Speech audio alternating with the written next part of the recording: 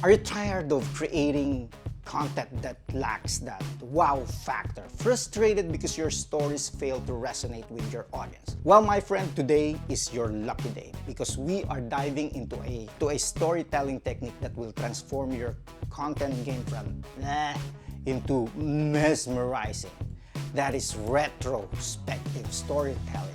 What the hell is that? Let's find out right now. So what is retrospective storytelling, you might ask? Well, it's like crafting your content as a captivating journey back in time. It's not just about narrating the past, it's about engaging your audience, making them feel like they're part of your story. The reason why I like this kind of storytelling is because I am able to reflect on my thoughts about my experience.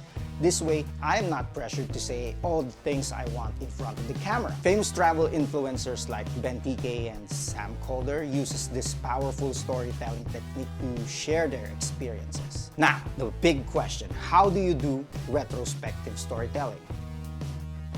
To kick it off, provide context. Tell your audience where the story begins. Let's say you're making a travel vlog. Don't just jump into the adventure. Start by introducing the destination, its significance, and your emotions at the start.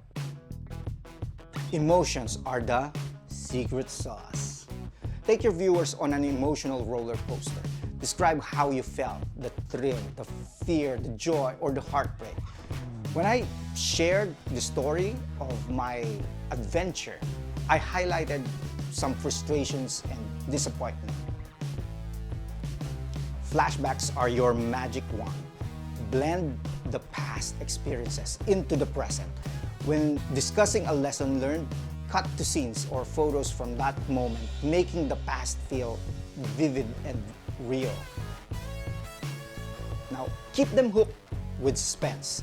Tease the audience with what's coming next. If you're telling a story about a project, hint at the challenges you faced on the unexpected turns in your journey.